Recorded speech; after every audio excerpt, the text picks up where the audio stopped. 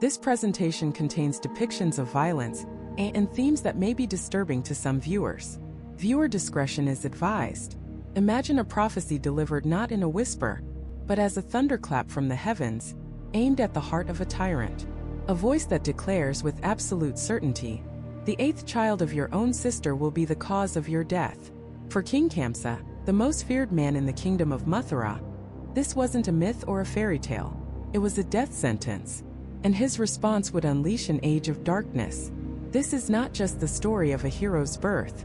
It's the story of how a single helpless infant, hunted from the moment of conception, could become the ultimate threat to an empire built on fear. How does a baby born in chains defeat a king who controls legions? The answer to that question would change the course of history. Kamsa was a man who had seized power through brute force.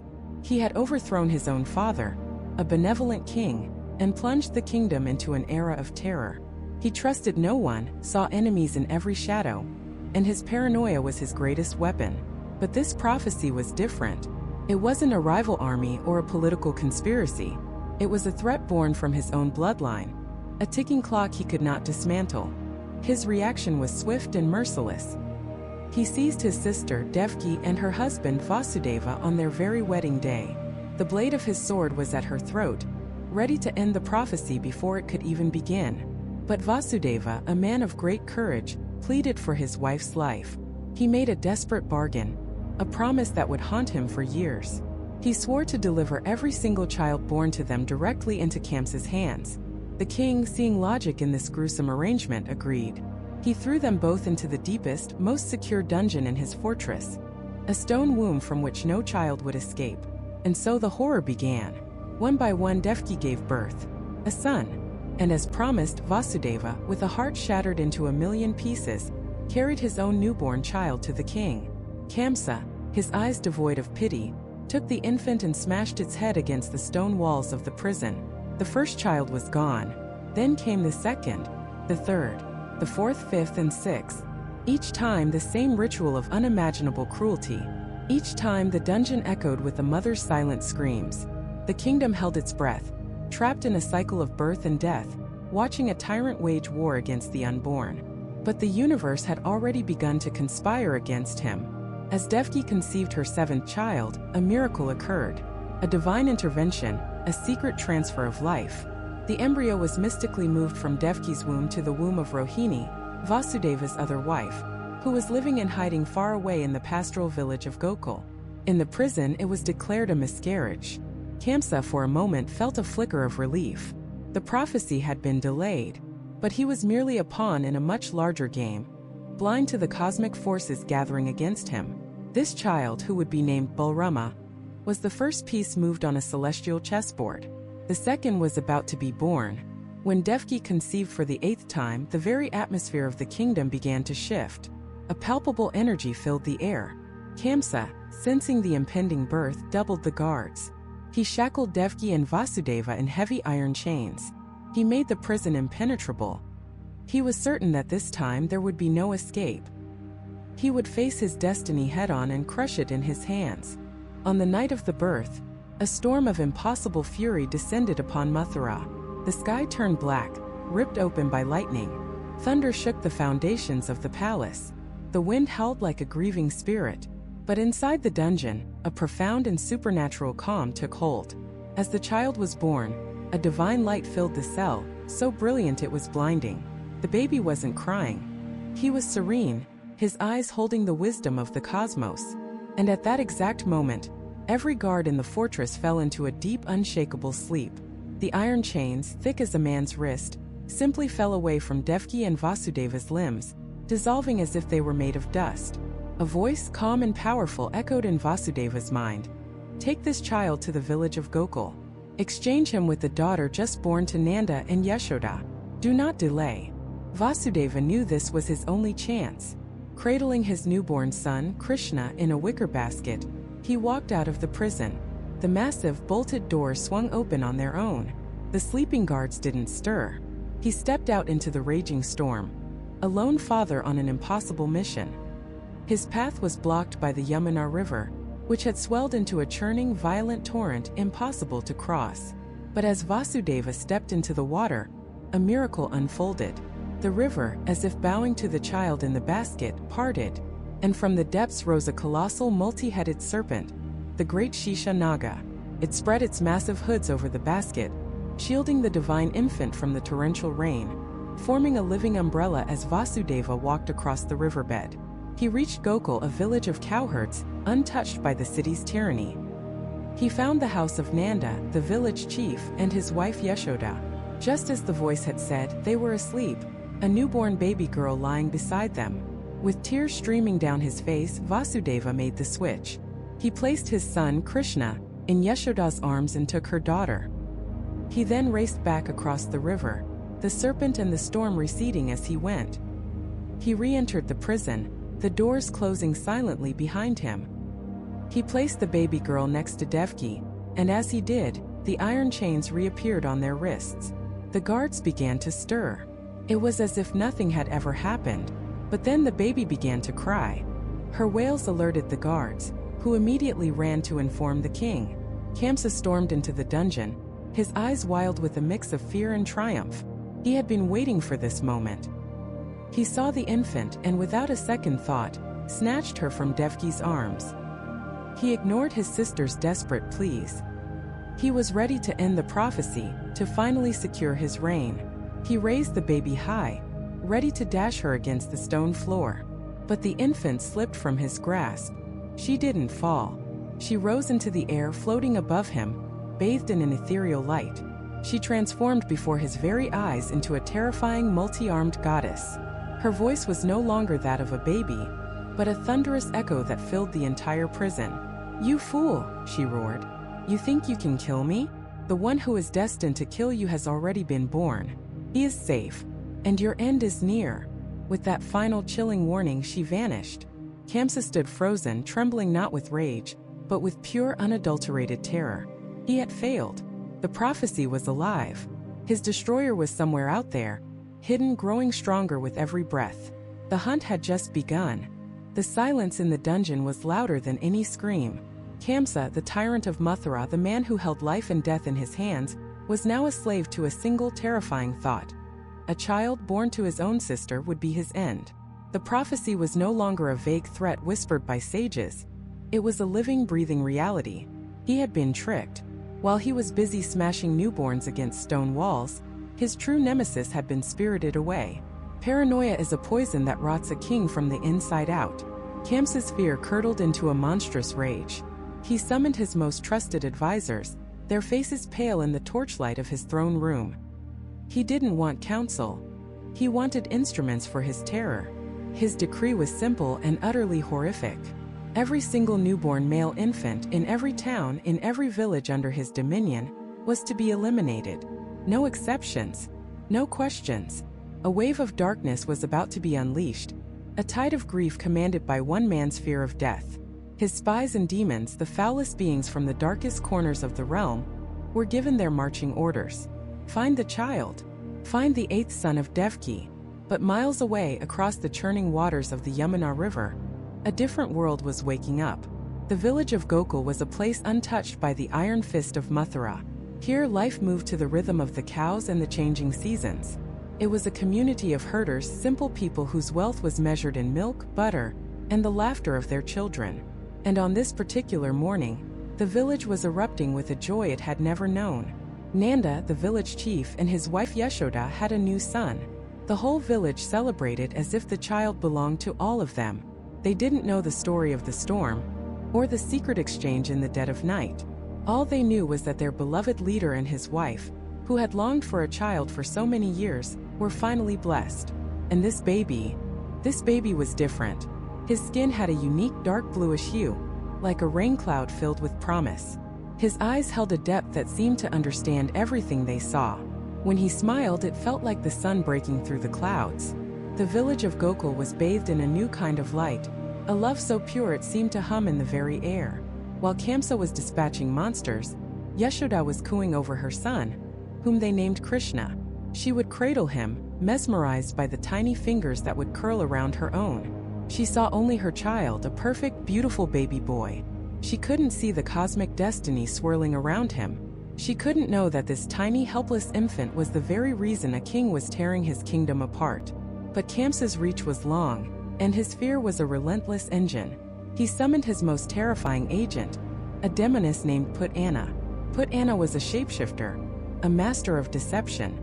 She could appear as a withered old hag or, more dangerously, as a beautiful, nurturing woman. Her true form was a horror of unimaginable scale, but her greatest weapon was her ability to poison life at its source. Her specialty was feeding infants with milk from her own breast, a breast coated with a lethal, instantaneous poison. She had been the silent, unseen cause of countless tragedies, the perfect assassin for Kamsa's monstrous task. Her mission, to travel from village to village, disguised as a wandering wet nurse, and offer her services to every new mother. Under the guise of kindness, she would deliver death. One sun-drenched afternoon, as the women of Gokul were gathered by the well, sharing stories and laughter, a newcomer arrived. She was stunningly beautiful, dressed in fine silks, her face radiating a gentle maternal warmth. She moved with a grace that captivated everyone. She introduced herself as a traveler, a woman blessed with an abundance of milk, seeking to help new mothers. The women of Gokul, trusting and open-hearted, welcomed her without a second thought. They saw a kind soul, not the monster lurking beneath. She asked if there were any new babies in the village, and the women eagerly pointed her toward the home of their chief, Nanda. They spoke of the divine beauty of his new son, Krishna. A cold, predatory glint flickered in Put-Anna's eyes, hidden behind her warm smile. This was it. The description, the timing, this had to be the one. She walked to Nanda's home, her every step a carefully crafted lie. Yashoda, seeing this radiant woman, was charmed. Put-Anna spoke with a honeyed tongue, praising the beauty of the house and the obvious love that filled it. She offered to hold the baby, to give Yashoda a moment's rest. Yashoda, seeing no harm, gently placed Krishna into the arms of the demoness. The moment Put-Anna held him, a strange thing happened. She felt a jolt, a flicker of something ancient and powerful that she couldn't comprehend. For a split second, her disguise almost wavered, but she pushed the feeling down. This was just another infant, another life to be extinguished. Finding a quiet corner, she cradled Krishna and offered him her poisoned breast. She smiled, a venomous, triumphant smile that no one else could see. This was the end of the prophecy, the end of Kamsa's fear. But as Krishna began to feed, the smile on Put-Anna's face vanished. It was replaced by a look of confusion, then shock, then agony. She expected the baby to wither, to turn blue and fall silent. Instead, she felt her own life force being drawn out of her. This tiny infant was not just drinking her milk, he was drinking her very soul. The poison that had killed so many had no effect on him. In fact, he was absorbing it, neutralizing it, and pulling out the evil that had fueled her for centuries. Pain unlike anything she had ever known ripped through her. She tried to pull the baby away, but his grip was like iron. He was no longer just a baby. His eyes glowed with an ancient wisdom, and in their depths, she saw the entire universe. She saw her own monstrous form reflected back at her, and for the first time she felt fear. She began to scream, a horrible, unearthly shriek that shattered the peaceful afternoon. She couldn't maintain her illusion any longer. Before the horrified eyes of Yashoda and the other villagers who came running, the beautiful woman began to expand, to twist and contort. Her skin turned gray and leathery, her teeth grew into tusks, and her body swelled to a grotesque, mountainous size. Her true demonic form was revealed. With a final desperate roar, she tried to fly away, but the infant Krishna still clung to her, a tiny speck of divine light on a canvas of monstrous darkness. He continued to drain her life until, with a thunderous crash that shook the entire village, the colossal body of the demoness Put-Anna fell to the earth lifeless. And there, playing happily on the chest of this dead monster, was the baby Krishna, completely unharmed. The villagers stood frozen, their minds unable to process what they had just witnessed. They had seen a beautiful woman transform into a giant demon. They had seen that demon fall from the sky. And they saw their chief's infant son, alive and giggling, in the middle of it all. Yashoda ran forward, snatching her child away from the monstrous corpse, checking every inch of him, her heart hammering against her ribs. He was perfect, unscathed. He just looked up at her and smiled, that same innocent, sun-bright smile. The men of the village later had to cut the demon's massive body into pieces to cremate it. As the pyre burned, a sweet, fragrant smoke rose into the air like incense. By taking her life, Krishna had not only destroyed her evil, he had purified her soul, granting her liberation. That night, as Gokul trembled in the aftermath of the day's events, Nanda and Yashoda held their son close. The joy of his arrival was now mixed with a profound and terrifying awe. This was no ordinary child. A demon sent by a king had tried to kill him, and he had effortlessly defeated it. Who was he? What was he? They looked at the innocent child sleeping in their arms, and for the first time they understood.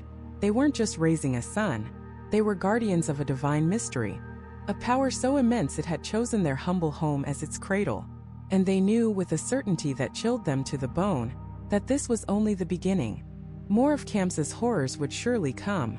And Kamsa's horrors did come. Not with the clash of swords or the march of armies, but with a chilling, insidious cunning. He didn't send soldiers into the light, he sent nightmares cloaked in deception. The first to arrive was a creature of pure poison, a demoness named Putana. But she didn't come as a monster. She came as an answer to a prayer. She appeared in Vrindavan as a vision of beauty, a traveling noblewoman with a radiant smile and eyes that promised kindness. The villagers, simple and trusting, were captivated. They saw her grace, her gentle demeanor, and they welcomed her.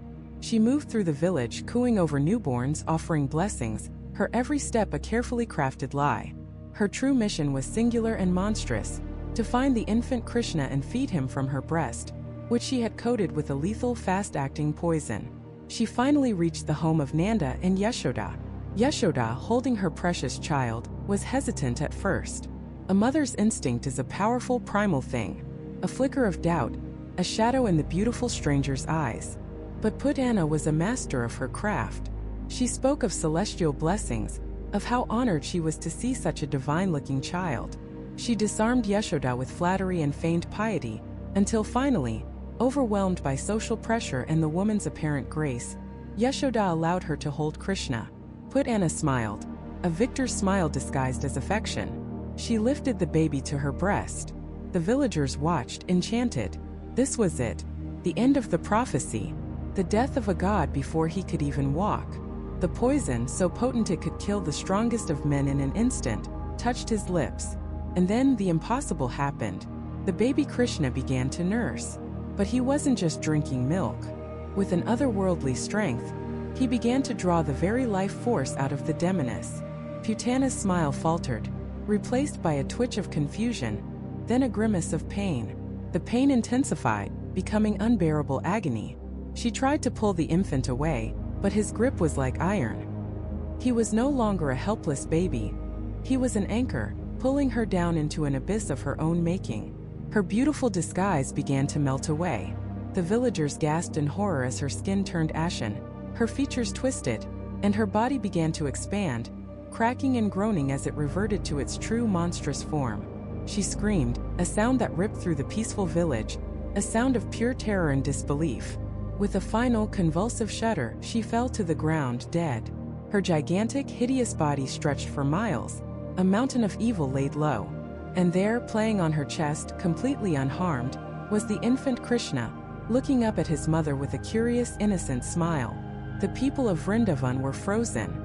The beautiful guest was a demon. Their village had been targeted.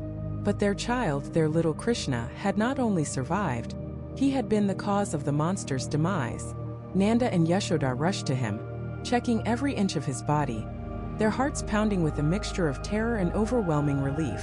He was fine. He was perfect. He was also impossible. The first proof had been delivered, not in a whisper, but in a thunderclap that shook the very foundations of their world. Life, however, had to go on. Babies still needed to be fed, cows still needed to be milked. But a new, unspoken awareness settled over the village. An undercurrent of vigilance. Every parent held their child a little tighter. Every new face was met with a flicker of suspicion. The danger was real, and it was focused squarely on the small child in Yashoda's arms. A few months passed. Krishna was growing, a happy, gurgling infant. One day, Yashoda left him to sleep in the shade under a heavy wooden cart, while she attended to her chores nearby. It was a peaceful domestic scene. The sun was warm, the birds were singing. And then a shadow fell. Not from the clouds but from within. A servant of Kamsa, a formless demon named Shakatasura, saw its opportunity. It couldn't attack Krishna directly, not after what happened to put Anna, so it chose a different method. It possessed the cart. Without a sound, the massive wooden structure, laden with pots of milk and butter, began to stir. It groaned, its wheels creaking as it lifted itself, poised directly over the sleeping child. The other women screamed, pointing in terror, but they were too far away to do anything. It was going to happen in an instant. The cart would come crashing down, crushing the baby beneath its immense weight. A tragic, unavoidable accident. No one would ever suspect a thing. But they were forgetting who was lying beneath it. Krishna, disturbed from his nap, began to cry. He fussed and kicked his tiny legs in the air, a simple reflexive motion of an annoyed infant. One of those kicks, a flick of his baby foot, made contact with the wheel of the giant hovering cart. The result was cataclysmic. The cart didn't just fall. It exploded. It shattered into 1,000 pieces, sending wood and pottery flying in every direction. The axle broke, the wheels flew off, and the entire structure was reduced to a pile of splinters. When the dust settled, there was Krishna lying in the wreckage, crying not from injury, but from being woken up so rudely. The villagers stood in stunned silence. How could a baby's kick obliterate a solid oak cart? They tried to reason it away. Maybe the axle was rotten. Maybe it was a freak accident. But they knew. Deep down they knew. This was him. Again. This tiny child was a force of nature, a wellspring of power that defied all logic. Nanda and Yashoda rushed to him, their love now mingled with a profound, humbling awe. They weren't just raising a son, they were stewards of a cosmic event. Kamsa, back in his palace, was furious. His demonic assassins, his subtle plots, all were failing. He needed something bigger, something undeniable, something that would sweep the child away before he could even react. And so he sent his next creation, Trinavarta, the whirlwind demon. It began as a strange darkness on the horizon. The sky turned a sickly yellow. A powerful wind began to blow, whipping up dust and leaves. But this was no ordinary storm. It was a focused, malevolent intelligence. The wind became a raging cyclone, a vortex of incredible power that descended directly on Vrindavan, and specifically on Yashoda's home. Yashoda was holding Krishna, but the force of the wind was blinding. Dust filled her eyes, and for a split second she couldn't see. In that split second, the demon struck. It snatched Krishna from her arms and carried him up into the swirling heart of the storm. Yashoda's scream was one of pure animal terror. Her baby was gone. She ran out into the maelstrom, calling his name, but he had vanished into the sky, swallowed by the raging whirlwind. The entire village was in chaos, deafened by the roar of the wind, blinded by the choking dust. All they could do was look up in helpless horror at the cyclone that held their divine child captive. Inside the storm, Trinavarta thought he had won. He carried the infant higher and higher, planning to dash him against a mountain peak. But then the child in his grasp began to grow heavy. Impossibly heavy. He became heavier than a boulder, heavier than a mountain, heavier than the entire world. The demon strained, his power failing under the incomprehensible weight. The cyclone began to sputter and weaken. Krishna, no longer a helpless victim, grabbed the demon's throat. Trinavarta choked, his magical storm collapsing around him. The wind died. The dust settled. And in the sudden, eerie silence, the villagers looked up. They saw the massive, grotesque body of the whirlwind demon falling from the sky. It crashed to the earth with a sickening thud, dead. And clinging to its neck, giggling as if it were all a wonderful game, was Krishna, completely unharmed. He had conquered poison. He had conquered brute force. Now he had conquered the fury of the sky itself. The people of Vrindavan no longer questioned it. They knew. They were living in the presence of God. They had seen him conquer monsters from the sky and shadows on the ground. But they were about to witness something that would shatter their understanding of reality itself. Because the greatest secret Krishna held wasn't in his kick or his grasp. It was inside his mouth. Yashoda, like any mother who's ever dealt with a toddler, was a mix of exasperated and amused. Her son, the light of her life, was being accused by all his friends of a classic childhood crime: eating dirt. She marched over to him, hands on her hips, a loving but firm expression on her face. Krishna, with his wide, innocent eyes and a mischievous smile playing on his lips, looked up at her. He knew he was caught. His friends, a chorus of tiny tattletales, all pointed at him. He did it. We saw him. He ate the mud. Yashoda knelt down. Krishna, did you eat dirt? He shook his head, his dark curls bouncing. No, mother, he said, his voice sweet as honey. They're all lying. I would never do that. To prove his point, he tried to give her the most angelic, "Who, me?" look he could muster. But a mother knows. She saw the faint traces of soil around his perfect little mouth. All right then, she said, trying to suppress a smile. If you didn't do it, then there's no harm in opening your mouth for me. Let me see. Krishna's eyes darted back and forth. He was cornered. He knew that if he opened his mouth, the game was up. But defying his mother was not an option. With a sigh of theatrical reluctance, a performance worthy of an award, he slowly opened his mouth. Yashoda leaned in, expecting to see a smudge of mud, ready to deliver a gentle scolding about what is and isn't food. But what she saw made her heart stop. The world fell away. The sound of the children playing, the birds chirping, the gentle breeze. It all vanished into an absolute, deafening silence. Because inside her son's small mouth, there was no dirt. There was everything. It wasn't a picture. It was real. She saw spiraling galaxies, burning with the light of a trillion suns. She saw cosmic nebulae, vast clouds of dust and gas blooming in colors the human eye was never meant to witness, giving birth to new stars in silent, fiery explosions. She saw the endless, terrifying, beautiful blackness of space, stretching into an infinity that her mind couldn't begin to process. She saw the entire solar system, the planets spinning in their silent, perfect orbits. She saw the sun, a raging ball of nuclear fire, so close she could feel its impossible heat. She saw the moon, cold and serene. And then her focus zoomed in, faster than thought, onto a small blue and white marble suspended in the void. Earth. She saw its continents, its deep blue oceans. She saw the towering Himalayas capped with snow and the sprawling deserts of sand. Her vision flew across the land, over mountains and rivers, until she saw her own country, her own region, and then her own village. Vrindavan. She saw the Yamuna River flowing gently. She saw the pastures where the cows were grazing. She saw her own home. And then, in a moment that shattered her sanity, she saw herself in her own backyard, kneeling on the ground, peering into the mouth of her son Krishna. And inside his mouth she saw the universe. And inside that universe she saw herself looking into his mouth, an infinite reflection, a loop of reality folding in on itself, revealing a truth so immense, so profound, it was like staring into the face of God. In that one terrifying, magnificent instant, Yashoda understood. This was not her son, or rather, he was her son, but he was also everything else. The creator and the creation, the beginning and the end.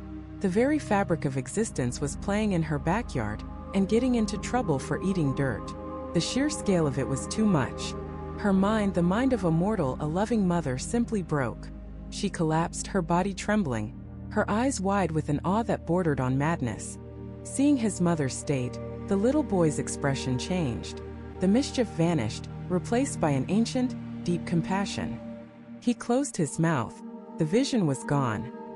He reached out his small, chubby hand and gently touched her forehead.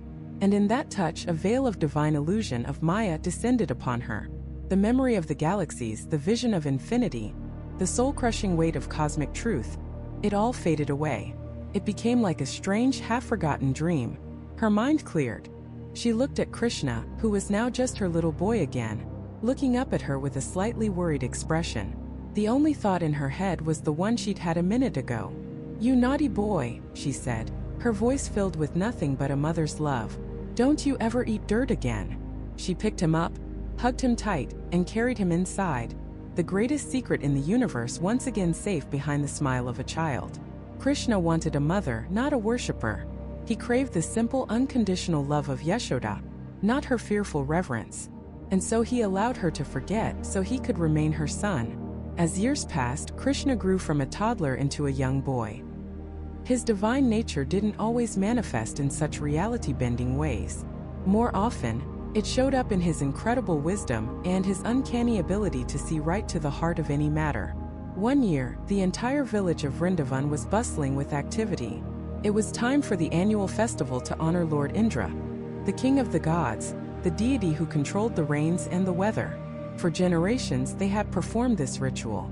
The villagers would prepare a mountain of food, an extravagant feast of sweets, grains, and clarified butter, all as an offering to appease Indra and ensure he would bless them with timely rains for their crops and cattle.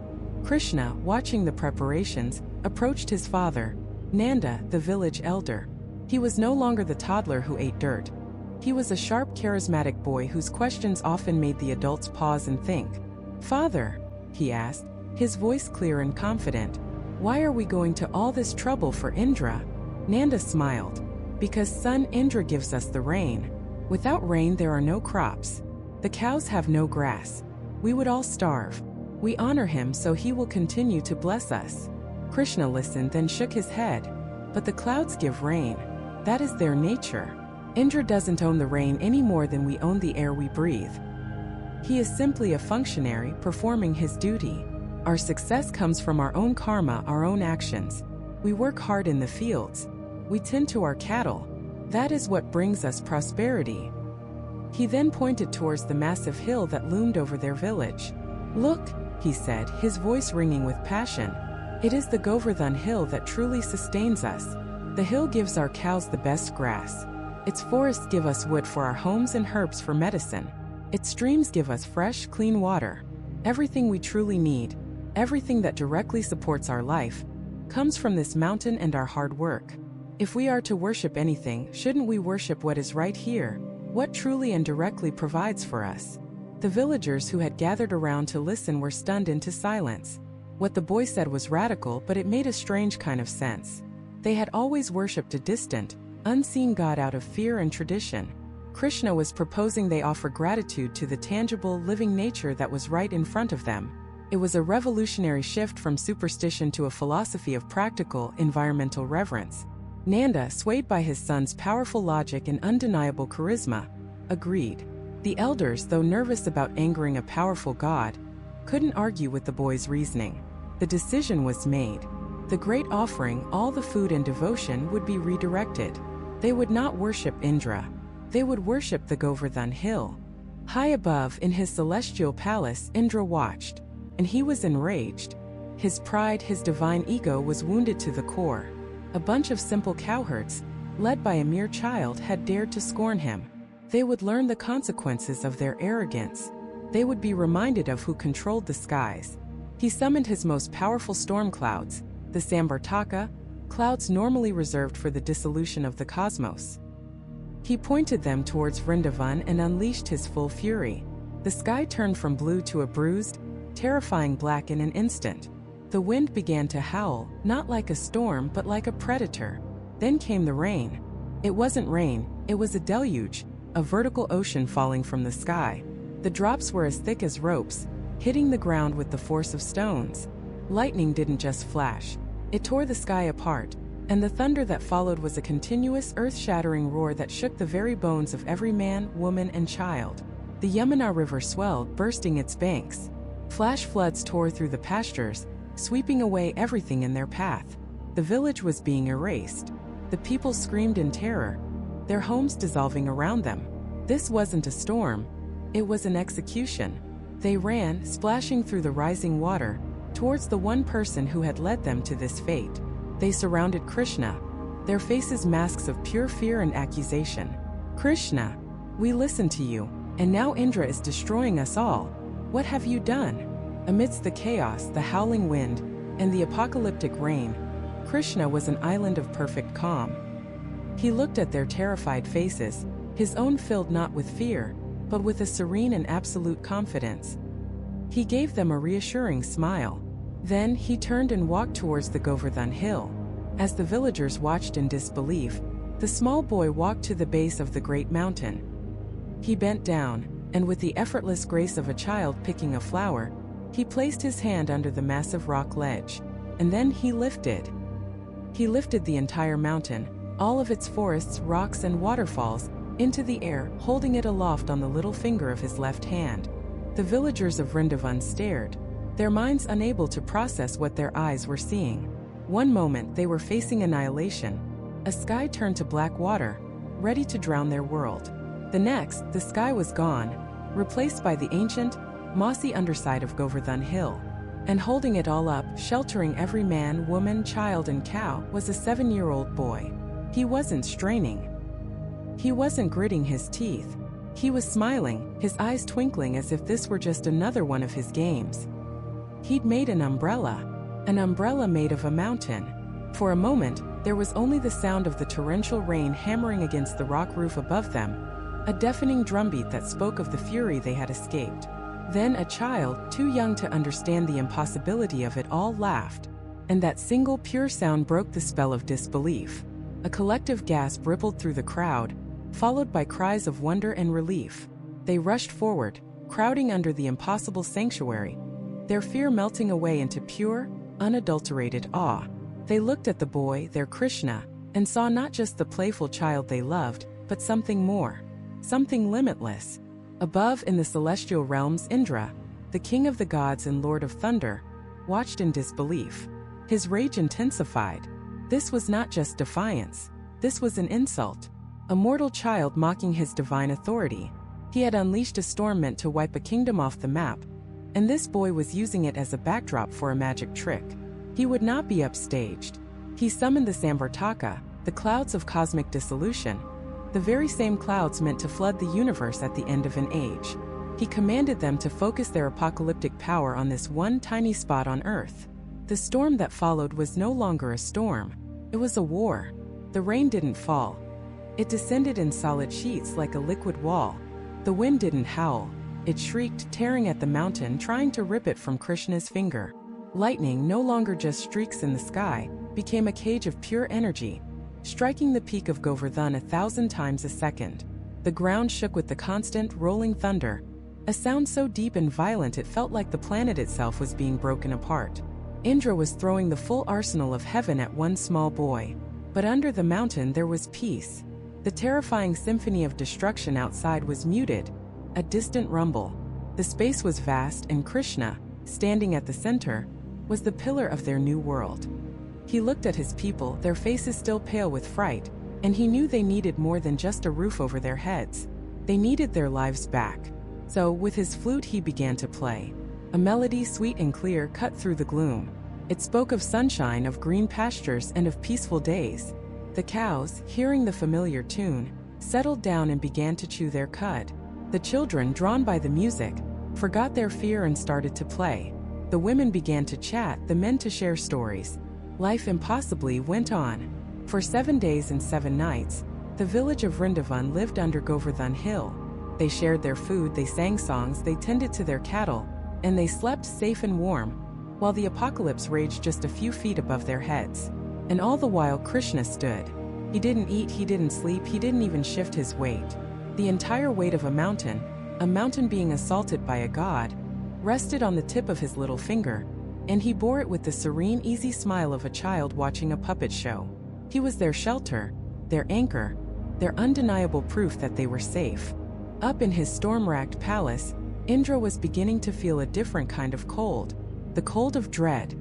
7 days. He had poured out a measure of power that could have boiled oceans and leveled continents, and nothing had happened. The mountain hadn't crumbled. The boy hadn't faltered. Through the sheets of rain, he could see the faint, warm glow of the villagers' campfires under the ledge. He could almost hear the faint echo of a flute. His rage was exhausted, burned out, replaced by a terrifying question. What is he? No mortal could do this. No demigod could do this. Even he, the king of the Devas, could not perform such a feat. He was trying to drown a fish. He was trying to burn the sun. He was a king throwing pebbles at a fortress, realizing too late that the fortress was not made of stone, but of something far, far older. Pride is a blinding thing. But even the proudest being in the universe can't ignore a miracle that lasts for 7 days. Finally, his fury spent and his spirit broken, Indra called off the storm. The apocalyptic clouds, their purpose exhausted, dissolved into nothing. The shrieking winds fell silent. The rain stopped. And for the first time in a week, a single golden ray of sunlight pierced through the gray. illuminating the washed-clean world. Under the mountain, the villagers felt the silence. It was more profound, more shocking than the noise had been. Krishna looked at them, his smile widening. "The storm is over," he said, his voice as calm as it had been a week ago. "It is safe to go home." He gently, slowly lowered Govardhan Hill, placing it back into its ancient footprint so precisely that not a single stone was out of place. The people of Vrindavan stepped out from under their shelter, blinking in the bright, clean sunlight. The air smelled of wet earth and new beginnings. Their homes were safe. Their fields were soaked but intact. They had survived. They turned to Krishna, and this time the way they looked at him had changed forever. He wasn't just Nanda and Yashoda's son anymore. He wasn't just their friend, their prankster, their hero. He was their savior, their protector, their God. They fell to their knees, their hearts overflowing with a love and devotion so powerful it was a tangible force. As they celebrated, a figure descended from the heavens, riding a great white elephant. It was Indra, but the arrogance was gone. The divine fury was replaced by humility and shame. He dismounted and approached the 7-year-old boy, bowing low, his magnificent helmet touching the muddy ground. He apologized, not as a king to a subject, but as a student to a master. He had let his ego rule him, and in his blindness, he had attacked the very source of all power. He finally understood. This boy was no mere mortal. He was the supreme being, living among them as one of their own. Krishna simply smiled and forgave him. For him it was all a game, a divine play. A lesson not just for Indra but for everyone. A lesson that true worship isn't about fear and ritual, but about love and right action. A lesson that true divinity isn't found in a distant heaven, but right here, in the courage to protect those you love. The celebration that followed in Vrindavan was the greatest the village had ever known. They danced and sang Krishna's name, their joy echoing through the valley. The boy who stole butter had become the man who lifted a mountain. His fame, once a local legend, was now a story that would be told across the land. But word of a boy who can hold up a mountain travels fast. It travels on the wind, carried by merchants and pilgrims. It travels beyond the fields of Vrindavan, beyond the ears of humbled gods. It travels all the way to a cold stone palace in the city of Mathura. And there, it reaches the throne room of the most powerful tyrant in the land. A man who had spent years listening for whispers of a prophesied child. Krishna's uncle, the king Kamsa. And when Kamsa heard the story of the Govardhan Hill, he did not feel awe. He felt a cold, familiar dread coil in his gut. A prophecy he had tried to murder in its cradle was not only alive, but was now powerful enough to challenge the gods themselves. The game was over. The child was coming for him. And Kamsa knew with chilling certainty that he had to kill the boy before the boy came to kill the king. Kamsa's rage was a cold fire now, a calculated fury that burned away the last of his reason. The prophecy was no longer a distant threat whispered by a disembodied voice. It was a living, breathing child in a village of cowherds. A child who could lift mountains. A child who had to be erased. He couldn't march his army on a village of farmers to kill an infant. It would be an admission of weakness, of terror. No, this had to be done quietly, surgically. He summoned his most trusted, most monstrous servants, beings who thrived in the shadows and dealt in death. The first was a demoness named Putana, a specialist in the art of deception. Her power was not in brute force, but in her ability to appear as the one thing no one would ever suspect. A loving, beautiful woman. She arrived in Gokul like a dream, dressed in fine silks, her hair adorned with fragrant flowers, a gentle smile playing on her lips. She moved with a grace that captivated everyone who saw her. The women of the village stopped their chores to admire her beauty, whispering about who this radiant visitor could be. She told them she was a traveler who had heard of the wondrous child born to Nanda and Yashoda, and she simply had to see him for herself to offer her blessings. Her voice was like honey, her demeanor so full of warmth that all suspicion melted away. Yashoda, her heart swelling with a mother's pride, welcomed the stranger into her home without a second thought. She saw a kind soul, a fellow admirer of her perfect son. She didn't see the truth. She didn't see that Putana's heart was a shriveled, black thing, and that the beautiful breasts from which she intended to nurse the child had been smeared with a poison so deadly, a single drop could kill a full-grown man in seconds. Putana cooed and smiled, taking the baby Krishna into her arms. Yashoda watched on beaming. This was perfect. A blessing from a noblewoman. Putana cradled the infant, positioning him to feed. This was it.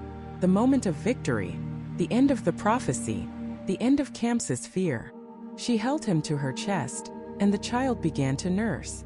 A wicked smile flickered across her face, a momentary crack in her beautiful mask. She waited for the convulsion, for the life to fade from his eyes. But it didn't come. Instead, she felt a strange sensation. A pulling. It wasn't the gentle suckling of a baby. It was a powerful, irresistible drain. The child's eyes, dark and ancient, were locked on hers. And in them she saw not the innocence of a baby, but the knowing gaze of eternity. Panic seized her. The poison wasn't working. Something was terribly wrong. The pulling sensation intensified, and she felt her own life force, her very essence, being drawn out of her. She tried to pull the baby away, but his grip was like iron. He wasn't just drinking milk. He was drinking her soul. The pain was excruciating. Her beautiful disguise began to melt away like wax, her skin turning a sickly mottled gray. Her features twisted and contorted.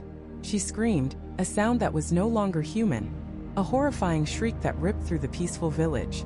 She grew, her body swelling to its true monstrous form. A grotesque giantess, crashing through the roof of Yashoda's home as she thrashed in agony. The villagers scattered, screaming in terror at the nightmare that had been hiding in plain sight. With one final desperate heave, the demoness Putana fell to the ground dead. And there, lying on her chest, completely unharmed, playing with a smile, was the baby Krishna. The first of Kamsa's assassins had been defeated, but the war had just begun. News of Putana's spectacular failure reached Kamsa, and his fear curdled into something far more dangerous: obsession. A stealthy approach had failed, so now he would unleash pure chaos. He sent Trinavarta, the whirlwind demon, a being of pure elemental fury. One sunny afternoon, as Yashoda doted on Krishna in the courtyard, the sky suddenly darkened. The air grew still and heavy. Then a wind began to pick up, whipping dust and leaves into a frenzy. It wasn't a natural storm. It was a focused, malevolent force. A terrifying tornado descended upon Gokul, its funnel aimed directly at Nanda's home. The villagers ran for cover as the demon storm ripped trees from the ground and tore roofs from houses. In the chaos, Yashoda was blinded by the dust. When she could finally see again, her heart stopped. The cradle was empty. Krishna was gone. High above, caught in the vortex of the whirlwind, the demon Trinavarta laughed. He had the child. He flew higher and higher, intending to dash the infant against a mountain peak. But as he ascended, the baby in his grasp began to feel heavy, impossibly heavy, like he was holding a mountain himself. The weight grew and grew, forcing the demon lower, slowing his flight. Trinavarta struggled, his power waning against this inexplicable force. Then the tiny child reached up and grabbed the demon's throat. The grip was small, but it was absolute. Trinavarta couldn't breathe. He couldn't spin. His power vanished. The whirlwind collapsed in on itself, and the demon, choked of his life, plummeted from the sky. The villagers, who had been staring up in horror, saw the storm simply disappear. And then they saw a small shape floating gently down from the heavens, as light as a feather, landing softly in the courtyard without a scratch. It was Krishna. He had turned the storm back on itself. Kamsa's rage was now boundless. He sent demon after demon. One came as a giant cart that tried to crush the baby in his sleep, only for Krishna to shatter it with a single playful kick. Another came as a calf, trying to blend in with the herd, only for Krishna to grab it by its hind legs and whirl it around until its demonic spirit fled. Each attempt was more audacious than the last, and each failure was more baffling. The people of Gokul were terrified, but they were also beginning to see a pattern. Trouble always found Krishna, but it never ever won. Their fear was slowly being replaced by a profound, unshakable awe. This was not Nanda and Yashoda's son. Not really. He was something more. The most terrifying attack came when Krishna was a bit older, now a young boy playing in the fields with his friends. A massive demon named Aghasura, sent by Kamsa, transformed himself into a serpent of unimaginable size. He laid his body across the landscape, his open mouth appearing to be a vast, inviting mountain cave. The cowherd boys, always looking for a new adventure, were delighted. Look, a new cave. they shouted, and without a second thought, they ran straight inside, taking their calves with them. Krishna knew immediately what was happening. He saw the cave for what it was, a trap.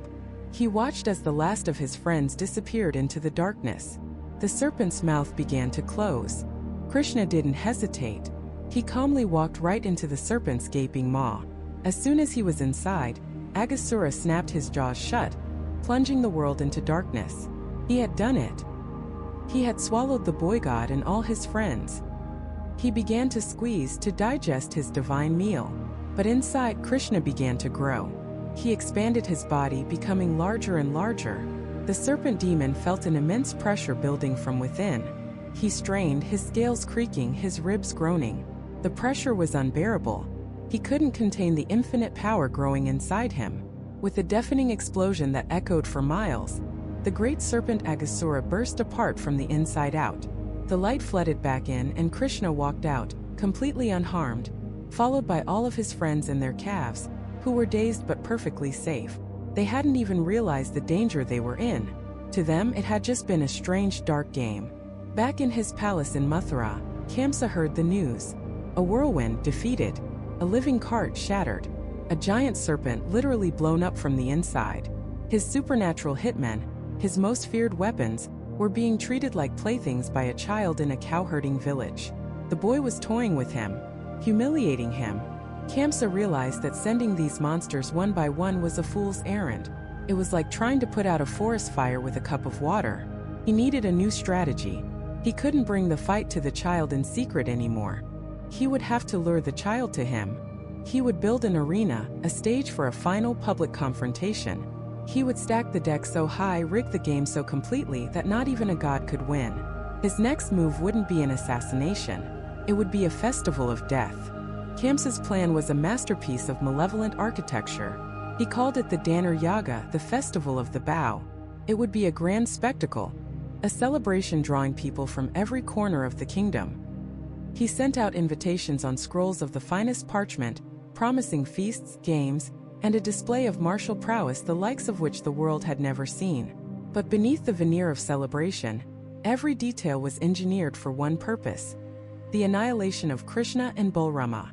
The centerpiece of the festival would be a colossal divine bow, so heavy and powerful that no ordinary man could even lift it, let alone string it. Kamsa would challenge the brothers to perform this impossible feat. When they inevitably failed, public humiliation would be their first taste of defeat. Then he would unleash the real monsters.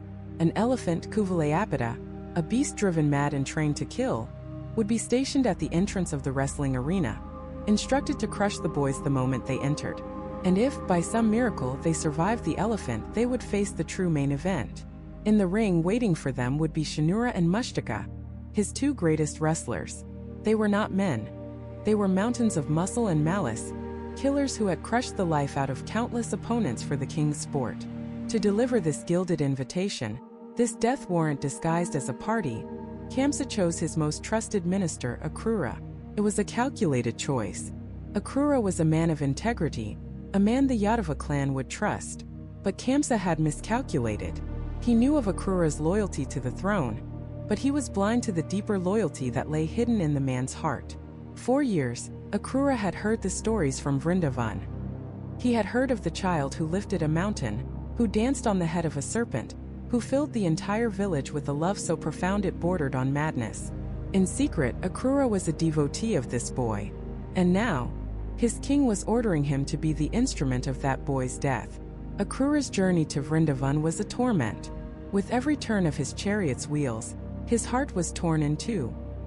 He was a servant of the king, bound by duty, but he was also a soul yearning for a glimpse of the divine. He was a Judas, leading his lord to slaughter, and a pilgrim, traveling to his most sacred shrine. When he arrived in the pastoral paradise of Vrindavan, the contrast with the cold, stone-faced paranoia of Mathura was staggering. Here the air was thick with love and the scent of flowers. He found Krishna and Balrama among their friends, their laughter echoing through the groves. Seeing them so full of life and light, Akrura's eyes filled with tears. He fell at Krishna's feet, the king's messenger bowing to the cowherd boy. He delivered Kamsa's message to Nanda, Krishna's foster father. The invitation was framed as an honor.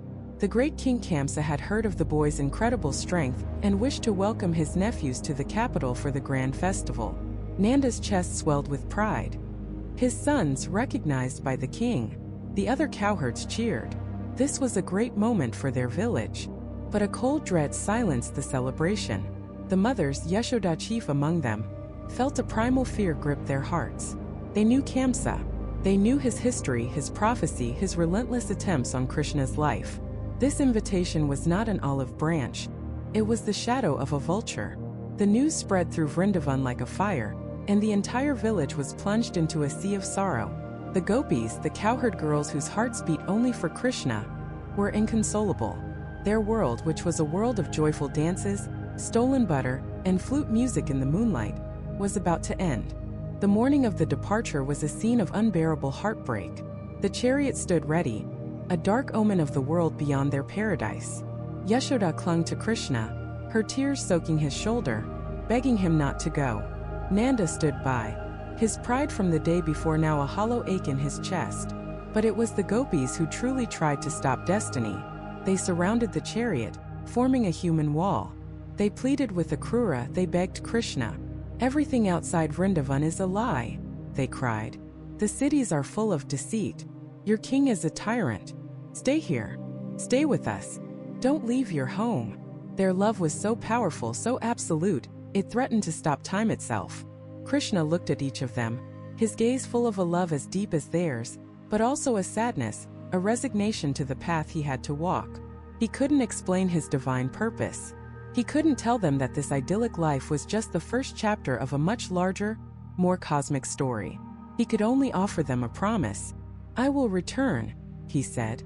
It was a promise that would sustain them for a lifetime, a promise he would keep, though not in the way they could ever imagine. With a heavy heart, Akrura urged the horses forward. The chariot pulled away, leaving behind a village drowned in tears. As Vrindavan faded into the distance, Krishna and Balrama fell silent. The playful, mischievous child was gone. In his place sat a young man with the weight of the world on his shoulders, his face set with a grim and divine determination. The age of innocence was over. They arrived at the outskirts of Mathura as the sun began to set. The city was a fortress of stone and fear. The energy was sharp, anxious, a world away from the soft, loving embrace of their village. As they entered the city, they encountered a royal washerman, a servant of Kamsa, carrying a bundle of the king's freshly laundered, extravagant clothes. Seeing the simple cowherd boys, the man sneered. Krishna, with a calm smile, asked him for some clothes, saying they were guests of the king and wished to look presentable. The washerman laughed in their faces. You dare ask for the king's clothes? You filthy villagers! Get out of my sight before I have you whipped. His arrogance was a reflection of his master's. In that moment, Krishna's demeanor changed. The smile vanished. With a single, effortless strike, he severed the man's head from his shoulders. The justice was swift, shocking, and absolute. The people on the street gasped. Krishna and Balrama then took the clothes they needed, dressing themselves in the fine silks of the tyrant they had come to destroy. Their next encounter was with a weaver, who, seeing their divine aura, joyfully adorned them with his most beautiful fabrics. Then came a garland maker, who, overwhelmed with devotion, placed the most fragrant and beautiful floral wreaths around their necks. Unlike the washerman, their gifts were given freely, from the heart, and Krishna blessed them both with prosperity and liberation. He was demonstrating a fundamental law of the universe. What is offered with love is accepted and rewarded. What is demanded by ego is taken by force. Then they saw her. Her name was Kubja. She was a young woman, a servant in the palace, but her body was cruelly twisted, bent into 3 curves, earning her the name the 3 times bent. She was a social outcast, mocked and reviled. Yet in her heart, she carried a deep well of devotion. She was carrying a tray of the finest sandalwood paste for the king. As Krishna passed, her eyes met his. Without a moment's hesitation, she offered the precious paste to him. The guards and onlookers scoffed. This deformed creature, offering the king's unguent to a strange cowherd? But Krishna didn't see her deformity. He saw the purity of her offering. He smiled, a smile that melted her soul, and accepted the paste, anointing himself and Balrama. Then he walked over to her. He placed his 2 feet gently on hers, took 2 fingers and placed them under her chin. And then he simply straightened. There was a sound of bones popping, of sinew stretching. And in an instant Kubja, the bent and broken woman, stood tall, transformed into a woman of breathtaking beauty. She stared at her hands, her body, and then at Krishna, tears of disbelief and gratitude streaming down her face. The news of this miracle shot through Mathura faster than a rumor. The arrogant was Herman of the king, struck down in the street. The deformed servant made whole by a touch. This wasn't just a visit. This was a challenge. The 2 brothers from Vrindavan hadn't even reached the palace, and they had already upended the city's order, rewarding the devout, punishing the proud, and healing the broken. Kamsa's spies reported every detail back to the palace. The king's carefully constructed festival of death was about to have 2 very uninvited and very powerful masters of ceremony. The road to Mathura was a path paved with destiny. As Krishna and Balrama prepared to leave with Akrura, a shadow fell over Vrindavan. The village that had known nothing but joy, that had danced to the sound of Krishna's flute, was now silent, its heart heavy with the sorrow of separation. The gopis, the cowherds, even the animals, gathered with tears in their eyes. They pleaded with Krishna not to go, to not abandon the paradise he had created. He consoled them not with a promise of a swift return, but with a deeper assurance that he was never truly leaving, for he resided in their hearts eternally. It was a lesson in love that transcended physical presence, a bittersweet truth that would echo through their devotion for the rest of their lives. As their chariot rolled towards the great city, Akrura, the devout envoy, felt a profound sense of awe and trepidation. He was escorting the very prophecy that Kamsa feared. Halfway through the journey, they stopped at the banks of the sacred Yamuna River for morning prayers. While Akrura submerged himself in the water, he witnessed a vision that shattered his perception of reality. Beneath the surface, he saw Krishna and Balrama, not as they were in the chariot, but in their celestial forms. He saw Balrama as the 1,000-headed serpent at Ashesha, the couch of the cosmos, and he saw Krishna as the supreme Lord Vishnu, reclining upon that serpent, holding his conch, discus, mace and lotus, adored by all the gods of the universe. Akrura came up for air, gasping, and looked at the chariot. The 2 boys were still there, smiling. He plunged back into the water, and the divine vision returned. It was then that Akrura understood completely. He wasn't just transporting 2 powerful young men. He was chauffeuring the cosmic order itself, driving it directly into the heart of tyranny. Upon arriving in Mathura, the contrast with Vrindavan was jarring. The city was a fortress of stone and fear. Grand structures loomed over streets teeming with people, but their faces were etched with anxiety. The air, thick with the smell of incense and commerce, also carried the stench of oppression. Kamsa's rule was a heavy blanket smothering the city's spirit. But the arrival of the 2 brothers from the countryside was like a fresh breeze. Their divine radiance, their confident stride, their fearless smiles. It was a sight so alien in this city of shadows that people stopped and stared, a flicker of forgotten hope igniting in their eyes. Their first encounter was with one of Kamsa's royal washermen, a man bloated with arrogance from his proximity to power. He was carrying a bundle of the king's finest clothes. Seeing the brothers dressed as simple cowherds, he sneered, demanding they get out of his way. Krishna, with a calm smile, simply asked if he could spare some suitable garments for them, as they were guests in the city. The Herman laughed, insulting them, mocking their village attire and their audacity. "You dare ask for the king's clothes, you forest-dwelling filth?" he spat. In that moment, Krishna's smile vanished. With a single, effortless strike, he severed the man's head from his shoulders. The king's clothes fell to the ground. The message was sent, swift and brutal. Arrogance in the face of the divine is a fatal flaw. The crowd gasped, a mixture of terror and exhilaration. Krishna and Balrama then took the clothes they needed. A short distance away, a humble weaver saw what had happened. Trembling, but with a heart full of devotion, he approached the brothers and, without being asked, draped them in the most beautiful custom-fitted silks he could fashion. Krishna, his smile now returned, blessed the weaver, granting him not just wealth in this life, but liberation in the next. The lesson was clear. What is offered with love and humility is rewarded 1,000-fold. They continued on, their presence now a ripple of news spreading through the city. They met a garland maker named Siddhama. Overjoyed at the sight of the divine brothers, He invited them into his home and offered them the most fragrant and beautiful garlands, his hands shaking with reverence. He asked for nothing in return. The act of giving was his reward. Pleased by his selfless devotion, Krishna granted him unwavering faith, prosperity, and a long happy life for his entire family. But their most profound encounter was yet to come. As they walked, a young woman blocked their path. Her name was Kubja, and she was known throughout Mathura for two things: the exquisite sandalwood paste she prepared for the king, and the severe hunchback that contorted her body into three curves, forcing her to walk with great difficulty. Her life was one of physical pain and public ridicule. Yet, when she saw Krishna, she felt an overwhelming love. Forgetting her duty to the king, she offered the divine-smelling paste to Krishna, smearing it on his forehead. Krishna was deeply moved by her pure, unhesitating act of devotion, which looked past her own suffering. He smiled at her, a smile that promised to heal more than just bodies.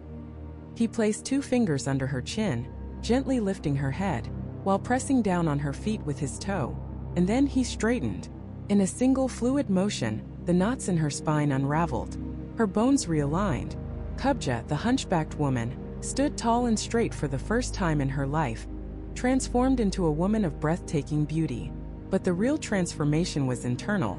The physical deformity had mirrored a spiritual one, a soul bent under the weight of shame and sorrow. In healing her body, Krishna had healed her spirit, liberating her from a lifetime of pain. The miracle of Kubja was not a show of force, but an act of infinite compassion. It was a promise to the people of Mathura that the one who had come could mend all that was broken. The news of these events, the death of the Washerman, the blessings on the devout, and the impossible healing of Kubja, reached Kamsa like thunderclaps. But the true storm was about to break. Krishna and Balrama made their way to the grand sacrificial arena, the very place Kamsa had designed for their demise. There on proud display was a celestial bow of immense size and power, a legendary weapon said to have belonged to Lord Shiva. It was a symbol of Kamsa's might. No man in his kingdom could even lift it, let alone string it. It was guarded by a legion of the king's best soldiers. Krishna walked towards it with a casual air, as if approaching a toy. The guards tried to stop him, but he brushed them aside like flies. He walked up to the colossal bow, which towered over him. The entire hall fell silent. With the ease of a child snapping a twig, Krishna lifted the bow. He placed one end on the ground, and with a gentle push, he began to string it. But he didn't stop there. He kept pulling. The great bow strained, groaned, and then with a sound that cracked like the sky splitting in two, it shattered into pieces. The explosion of sound echoed through every street and stone of Mathura. It was a sonic boom that announced the end of an era. To the people, it was the sound of hope. To the guards in the hall, it was the sound of terror. And to King Kamsa, hearing it from his throne room, it was the sound of his own death knell. His ultimate symbol of power lay in splinters at the feet of a smiling boy. Chaos erupted. The enraged guards swarmed the two brothers. But Balrama, armed with his mighty plow and mace, was a whirlwind of destruction. He and Krishna dispatched the king's elite soldiers with contemptuous ease, leaving a pile of bodies in their wake. The message was no longer a whisper. It was a roar. The prophecy had not just arrived at the gates. It had kicked them down and broken the king's prized possession in the main hall. Kamsa, now trembling with a rage born of pure fear, knew there was no more room for subtlety. The games were over. He bellowed for his champions, the two most feared wrestlers in the land, the giants Shanura and Mushtaka. The main event of his festival was about to begin, and the wrestling ring was now destined to be a graveyard. The air in the grand arena of Mathura grew thick, heavy with the stench of blood and the electric hum of impending violence. From the shadows beneath the royal dais, two figures emerged, their steps thudding against the packed earth like falling boulders. Shanura and Mushtaka. They were less men and more monuments of flesh and bone, their bodies a grotesque tapestry of scars and knotted muscle. They were the king's executioners, the final brutal answer to any problem he couldn't solve with poison or politics. And now they were being unleashed on two boys who had barely seen 16 summers. A gasp rippled through the crowd. This wasn't a sport, it was a public execution. The people of Mathura had seen these two wrestlers in action before. They had seen them snap limbs like dry twigs and crush skulls with a casual indifference. Against them, Krishna and Balrama looked like saplings in the path of an avalanche. Balrama, ever the pragmatist, sized them up. He leaned towards Krishna, his voice a low rumble. "They are mountains. This is Kamsa's final desperate gamble." Krishna simply smiled, a serene, knowing expression that was utterly out of place in the face of certain death. "Every mountain," he replied, his voice clear and calm, "has a path to its summit. We just need to be the ones to find it." Shanura, the larger of the two, pointed a finger thick as a sausage at Krishna. "You, the little blue one. You will fight me. Your brother can be crushed by Mushtaka." It was a challenge dripping with contempt. The match began. But it wasn't the clumsy brawl the crowd expected. Shanura charged, a bull of a man intending to pulverize Krishna with a single overwhelming blow. But Krishna wasn't there. He moved with a liquid grace, a dancer evading the clumsy swings of a giant. He flowed around Shanura's attacks, using the wrestler's own momentum against him. It was bewildering. The giant would lunge and suddenly find himself grasping at empty air, stumbling off balance as Krishna reappeared behind him, a phantom in the dust. Meanwhile, Balrama's fight was the polar opposite. He met Mushtaka's brute force with an even greater, more focused power. It was thunder against thunder. The ground shook with the impact of their blows. While Krishna's fight was a display of divine elegance, Balrama's was a lesson in raw, righteous fury. He was the coiled serpent striking, the storm that shatters the oak. With a mighty roar, Balrama lifted the giant Mushtaka high into the air and slammed him back down onto the earth with a sickening final crack. A silence fell over one half of the arena. One champion was down. Now all eyes turned to Krishna. Shanura, seeing his partner fall, was enraged. He abandoned all technique, roaring and swinging wildly. He managed to grab Krishna, his massive hands closing like a vice around the boy's slender frame. The crowd cried out in horror. Kamsa leaned forward on his throne, a cruel smile finally gracing his lips. This was it. The prophecy would be broken along with the boy's bones. But inside the giant's grip, Krishna was not struggling. He was concentrating. He gathered his energy, his divine essence, into a single point. Then he expanded. It wasn't just a physical act. It was as if he was channeling the weight of the entire universe into his small body. Shanura's grip began to fail. His fingers, which could bend steel bars, were being forced open. His eyes widened in disbelief and terror. Krishna began to spin, a whirlwind of blue and yellow. He spun faster and faster, lifting the giant Shanura off his feet. The world became a blur for the wrestler, a vortex of color and sound with Krishna at its calm, unmoving center. Then, as suddenly as it began, it stopped. Krishna released him. Shanura was sent flying through the air, crashing into the arena wall with the force of a catapult stone. He did not get up. The arena was utterly silent. The impossible had happened.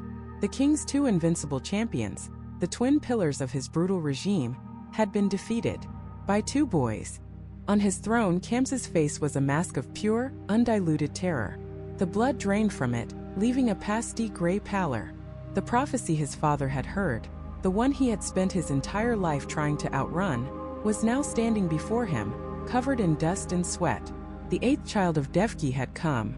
The games, the schemes, the carefully constructed walls of his power, they were all worthless. His fear curdled into a final desperate rage. He leaped to his feet, his voice a shrill, cracking scream. "Guards! Seize these two demons! Kill them! Kill their father Vasudeva! Slay their entire clan! And drag my own father Ugrasena from his cell and execute him for siding with my enemies." It was the final act of a madman, an order to burn down the entire kingdom to spite the flame that was about to consume him. The guards hesitated, looking from their terrified king to the two boys who had just defeated giants. Who was the real power here? But Krishna did not wait for them to decide. In that moment of hesitation, he made his move. With a single impossible leap, he sprang from the arena floor, soaring through the air like an eagle. He landed silently on the high royal dais, just feet from the tyrant. The guards were frozen in shock. The entire court was paralyzed. Kamsa stumbled backward, his crown tumbling from his head and clattering on the marble floor. He drew his sword, its jeweled hilt trembling in his hand. He was face to face with his own death, the destiny he had tried so hard to murder in its cradle. He saw not a boy but a terrifying, beautiful god, his eyes holding the shimmer of distant stars. Krishna didn't even draw a weapon. He simply grabbed Kamsa by the hair, his grip like iron. He dragged the screaming, struggling king from his throne and down the steps into the very arena where he had sent so many to their deaths. There, in the dust and the blood of his own champions, the tyranny of Kamsa, the king who had lived in fear of a child, came to a swift and final end. A hush fell over Mathura, a silence so profound it was almost deafening.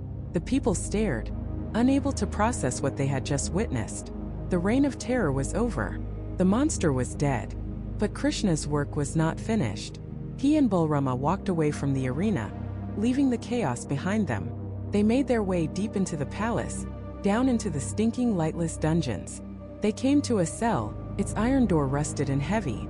Inside, chained to the damp stone walls, were two figures, gaunt and gray-haired, their bodies frail from years of darkness and despair. It was Vasudeva and Devaki, his birth parents. Krishna broke their chains with his bare hands. For the first time, Devaki looked upon the face of her son, not as a helpless infant being whisked away in the night, but as a young man, a savior, a god who had fulfilled his promise. Tears streamed down her face, washing away the grime of the prison. She reached out a trembling hand and touched his cheek.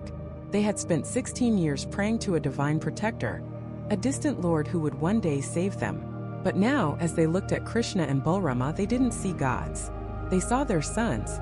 The immense cosmic drama had ended, and all that was left was a profoundly human moment. A family stolen from each other by tyranny, finally reunited. In the days that followed, order was restored to Mathura. The people wanted to crown Krishna as their new king. He had saved them, he was their hero. But Krishna refused. He held no desire for a throne or a crown. Instead, he freed Kamsa's father, the rightful king Ugrasena, from the dungeon and placed him back in power. Krishna's purpose was not to rule a single city. He had severed the chains of the past, not just for his parents, but for an entire kingdom. The boy from Vrindavan was gone. The prince of Mathura had arrived. Yet this too was just a stepping stone. A far grander stage was being set, and his role in the destiny of the world was about to expand beyond anything anyone could yet imagine. His new home would be Dwarka, a fortress city built in the sea, a beacon of prosperity and power. Here, Krishna was no longer just a prince. He was a kingmaker, a master strategist whose counsel was sought by rulers across the land. His life became a complex tapestry of diplomacy, statecraft, and the subtle guidance of human destiny.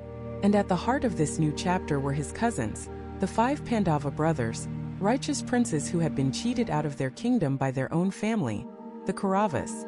Krishna's bond with them, especially with the great archer Arjuna, was one of profound friendship and deep spiritual connection. He saw in them the instruments of dharma, of righteousness, and he became their guide, their protector, and their closest confidant. He tried to broker peace. He traveled as an envoy to the court of the Kauravas, offering every possible compromise to avoid bloodshed. He appealed to their reason, to their sense of duty, to their shared bloodline. But their hearts were hardened by greed and arrogance. They refused peace, even famously declaring they would not grant the Pandavas enough land to fit on the point of a needle. And so the drums of war began to beat. The great families of the land chose sides, and 2 colossal armies gathered on the sacred field of Kurukshetra. A war to end all wars was coming, a war that would pit brother against brother, student against teacher, family against family. Krishna, vowing not to lift a weapon himself, agreed to serve as Arjuna's personal charioteer, guiding his friend's chariot into the heart of the battle. The conch shells blew, the ground trembled with the weight of elephants and chariots. The moment had arrived. But as Krishna drove the chariot between the 2 armies, Arjuna looked out at the sea of faces before him.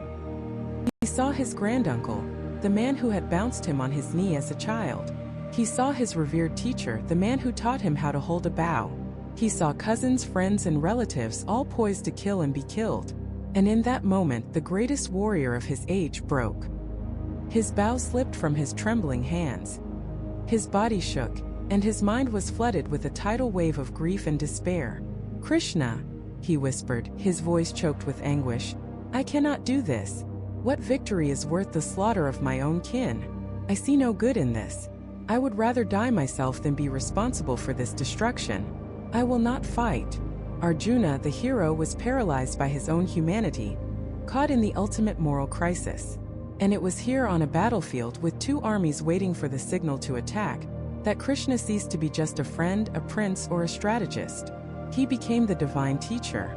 The conversation that followed is one of the most profound spiritual texts ever conceived. The Bhagavad Gita, the Song of God. Krishna's voice was calm, yet it cut through Arjuna's despair like a thunderbolt. He didn't offer simple reassurances. He offered timeless wisdom. He began by explaining the nature of reality itself. "You grieve for those who are not worthy of grief," he said. "The wise lament neither for the living nor for the dead. Never was there a time when I did not exist, nor you nor all these kings, nor in the future shall any of us cease to be." He revealed the fundamental truth. The body is a temporary vessel, like a set of clothes we wear and discard. But the soul, the Atman, the true self within, is eternal, indestructible, and unborn. It cannot be cut by weapons, burned by fire, or withered by the wind. The battle, he explained, was not about killing souls, for that is impossible. It was about fulfilling one's dharma, one's sacred duty. Arjuna was a warrior. His dharma was to fight for righteousness, to protect the innocent from tyranny and injustice. To abandon that duty now, out of personal attachment and fear of the outcome, would be a greater sin than fighting itself. "Do your duty," Krishna commanded, "but renounce your attachment to the fruits of your actions. You have a right to perform your prescribed duties, but you are not entitled to the fruits of your action. Never consider yourself to be the cause of the results of your activities, and never be attached to not doing your duty." This was the revolutionary concept of karma yoga, the path of selfless action. Act not for glory, not for wealth, not for personal gain, but because the action itself is right and necessary.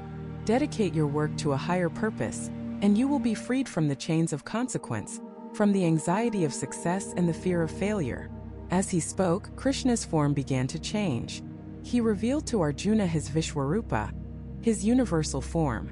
Arjuna saw not his friend, but the entire cosmos contained within a single divine being. He saw the sun, the moon, the stars, all gods and all creatures, past, present, and future, all emanating from and returning to this one infinite blazing source. It was a vision of absolute reality, terrifying and beautiful, a glimpse into the engine of creation and destruction. In that moment, Arjuna understood. He was not the doer. He was an instrument of a divine will, a force far greater than his own fleeting emotions. His doubt vanished. His resolve returned. He picked up his bow. "My illusion is now gone," Arjuna declared. "I am firm and free from doubt and am prepared to act according to your instructions." The war that followed was devastating. It raged for 18 days, and the fields of Kurukshetra ran red with the blood of heroes. The Pandavas were victorious, but it was a victory soaked in sorrow. An entire generation of warriors was wiped out. When the dust settled, the new king, Yudhishthira, ruled over a kingdom of widows and orphans. It was a stark lesson that even a righteous war brings unimaginable suffering. Krishna's work was nearly done, but the cycle of karma is inescapable, even for the divine. Gandhari, the mother of the defeated Kauravas, seeing all 100 of her sons lying dead on the battlefield, unleashed a mother's curse upon Krishna. "Just as my family has been destroyed," she cried, "so too will your family, the Yadavas, destroy themselves. You will watch them die, and you will die alone, abandoned in the forest." Krishna did not flinch. He did not use his power to stop her. He simply bowed his head and said, "So be it." He accepted the curse, for he knew it was merely the unfolding of a destiny already in motion. Years passed. The city of Dwarka, once a jewel of civilization, began to rot from within. His own people, the Yadavas, grew arrogant and decadent. Drunken brawls and internal feuds became commonplace, until one day, a trivial argument exploded into a horrific city-wide civil war. They turned on each other with a suicidal fury, and Krishna watched, his heart heavy, as his entire clan annihilated itself, just as Gandhari had foretold. His mission on earth was complete. The age was turning. He sent a final message to his beloved Pandavas and walked away from the ruins of his city, into the quiet of the forest. He sat beneath a tree, deep in meditation, his physical form calm and serene. A hunter, mistaking the sole of Krishna's foot for the ear of a deer, let loose an arrow. The arrow struck him in his one vulnerable spot. There was no grand fiery ascension, no divine spectacle. The Lord of the universe, the teacher of the Gita, the beloved of the gopis, the mischievous child of Vrindavan, departed from the world in the quiet, humble manner of a mortal man. But Krishna never truly left. His life is not a story that ends but a teaching that lives. He showed the world that one can live in it but not be of it. That you can be a playful child, a passionate lover, a fierce warrior, a wise king, and a divine teacher, all in one lifetime. He taught that our greatest struggles are not on external battlefields, but within our own minds. And he left behind the ultimate promise, that in our darkest moments of doubt and despair, when we stand on the precipice of our own Kurukshetra, a divine voice of wisdom is always there, waiting to be heard, ready to be our charioteer and guide us back to our true purpose. The song he sang on that battlefield continues to echo through eternity, a timeless guide for anyone seeking to navigate the beautiful, terrifying, and sacred journey of life.